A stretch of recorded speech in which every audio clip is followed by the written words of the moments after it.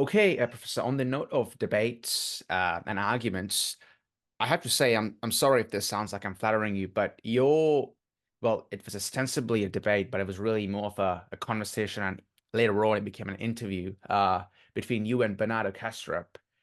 I have to say it really showed the quality of kind of, I'd say, intellectual caliber, where when it started off initially, there was a bit of like a dialectic between you both, but eventually it just became you trying to really deeply understand his position. And for me, mostly as an interviewer, I saw the way that you asked questions and really try to build clarity around it.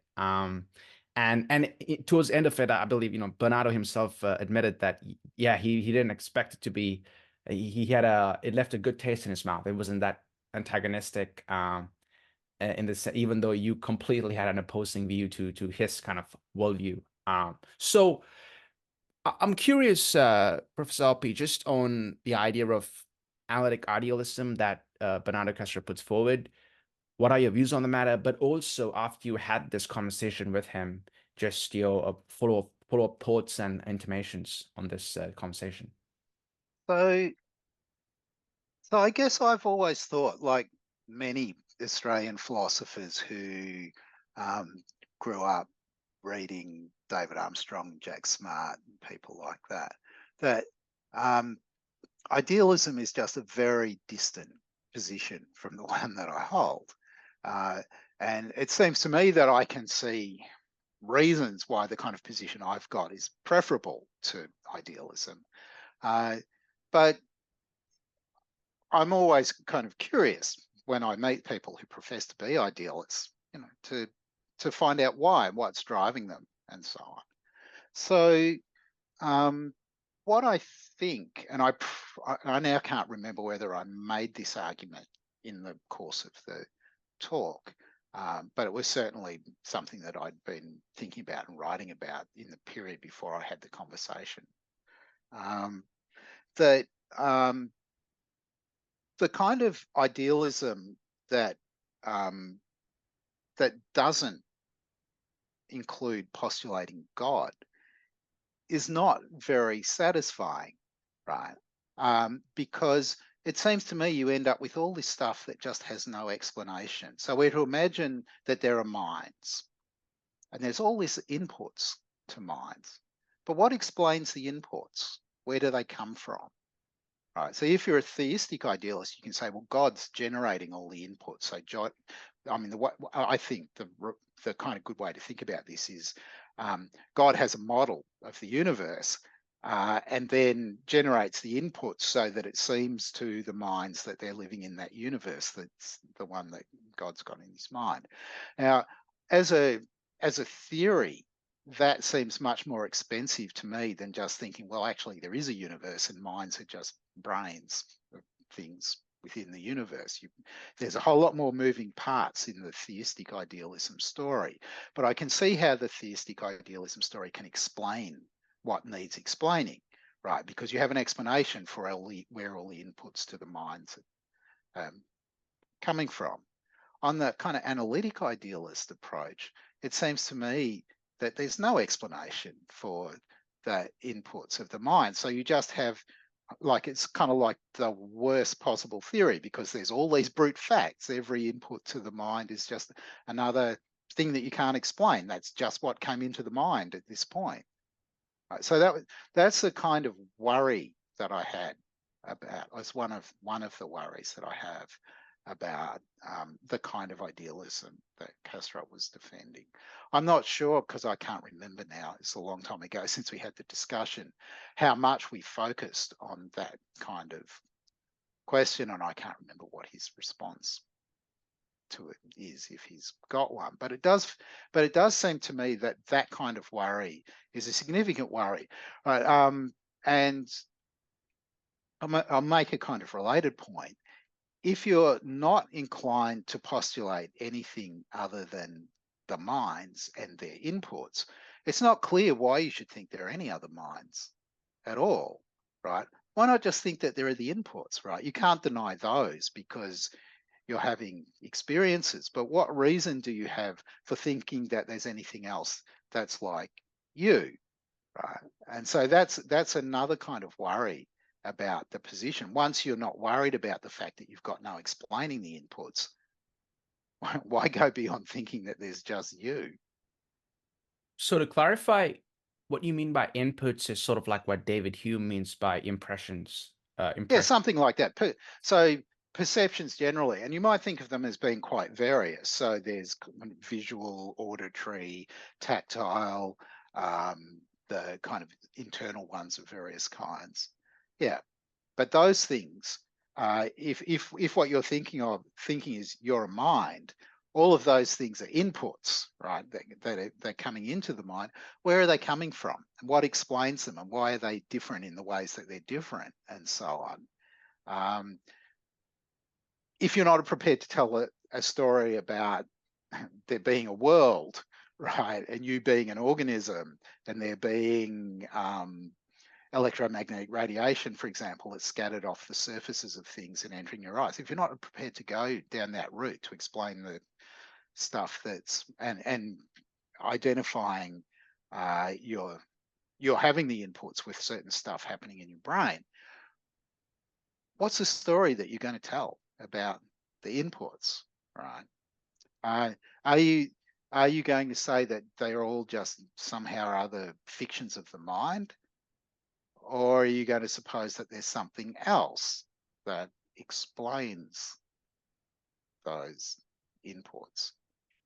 So That's the kind of ground level worry, I think, yeah, that that like I the can starting see. point, because like the kind of the a priori causality, like what causes the inputs.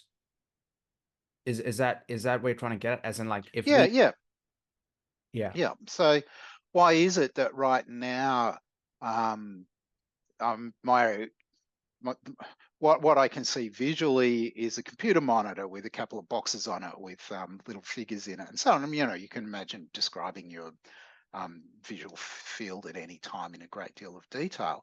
Well, why is it that that's what you're perceiving right now? It seems to me that the kind of common sense naturalist has a good answer to that question that competing positions just don't have, unless you go the kind of theistic idealist route, right? Because then at least you've got a causal explanation again on the table.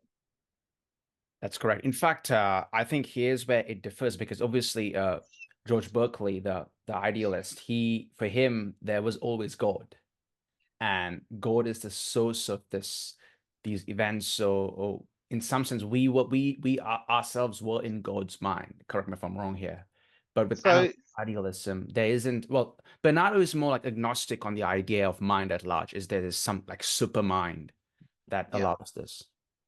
right. So Barclay's position isn't quite the one that I was elaborating, I think, though it might be. And he certainly thinks that our ideas um, are kind of modeled on ideas in the mind of God. Uh, but he doesn't have any kind of, he doesn't go into the kind of idea that there's a model of the universe, right, that God's got, that is what God uses in order to determine what impressions to send to us. Um, But there are certainly more recent people who've defended that view and thought of it as sort of roughly following Barclay, though with kind of details that aren't clearly there in Barclay's account. Perfect. Well, okay, Professor. So just to get to your view, I believe you would still consider yourself some kind of for sure, a naturalist, but also some kind of a physicalist. So perhaps if you could just outline what view does a physicalist take as like the metaphysical kind of framework you work through to understand being all the way from well our minds, but also to the physical world studied by physics, for instance. So it's not clear that I'm a physicalist. I certainly was, right? So through the 90s, I definitely was a kind of card carrying physicalist. So what that meant is that I was committed to the idea that kind of fundamentally the world is physical, and at the fundamental level, there's various physical goings on and they determine what happens at other levels, higher levels.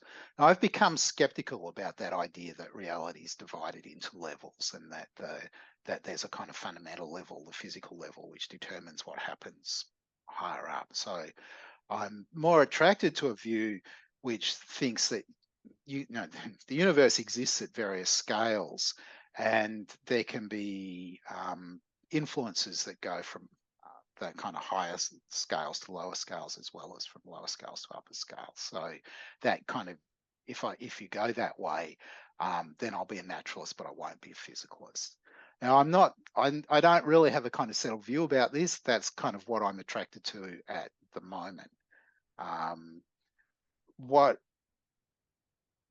whether whether whether if you come back in 2 years' time, I'll still think that we shouldn't think about reality as having a fundamental physical level that determines all the rest of it or not. I might change my mind again, but that's not where I'm currently sitting.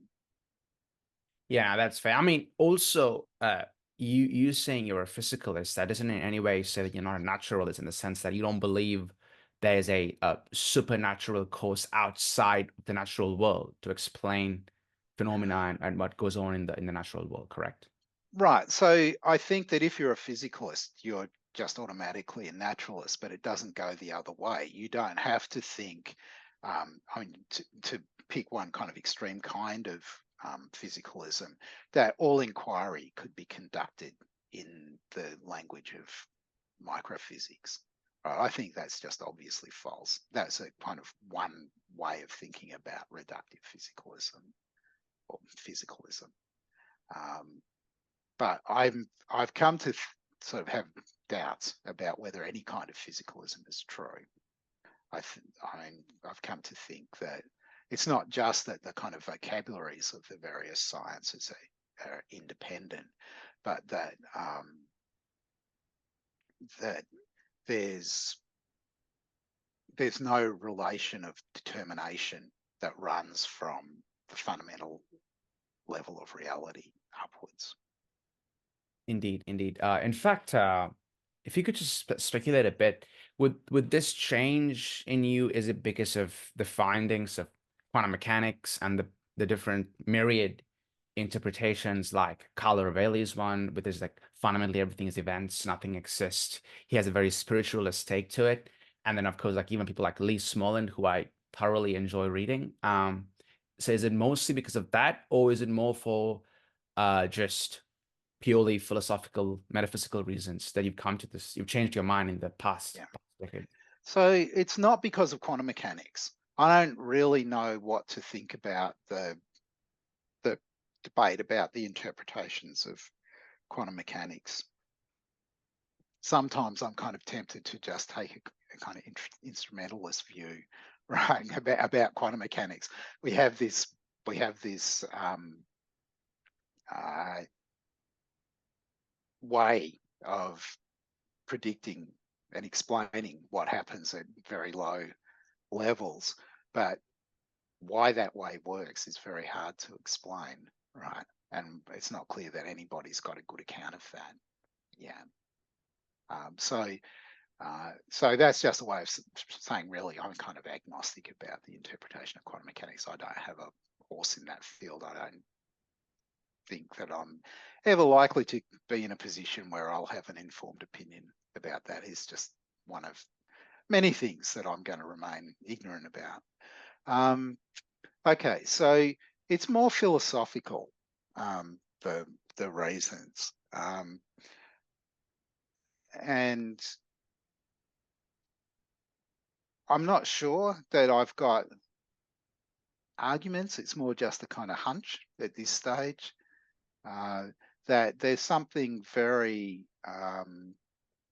well. It's a very bold conjecture, I think, that there's a fundamental level that determines, all the higher levels. I'm kind of happy with the idea that there are that we can describe the universe at different. I don't think level's quite the right word, but at different magnitudes. right? At different scales. Oh, scale is a good word. We can describe the universe at different scales. And then there's this question about how those descriptions fit together. And the kind of physicalist view is that somehow the descriptions at the higher levels are fixed by the description at the lowest level. Maybe not because they're entailed, but at least because you have a kind of relationship of supervenience. And I'm not sure that that's the right way to think about the relation between the kind of descriptions at different scales. So I'll just leave it at that. Nah, that's fair. In fact, Professor Oppy, like because I told you I'm doing this book study on Gödel Bach, there's an interesting idea, the idea of strange loops, and where like you can't really absolutely differentiate or delineate between the higher and the lower. He calls it a tangled hierarchy where the higher leads to the lower and the lower leads to the higher, which is where you see it beautifully in Escher's lithographs and his paintings. So it is, yeah. I'd say my view also has changed in the past around 5 years. It's mostly more of like a hunch over a detailed analysis I can do. Just seeing all these myriad paradoxes that appear in different disciplines.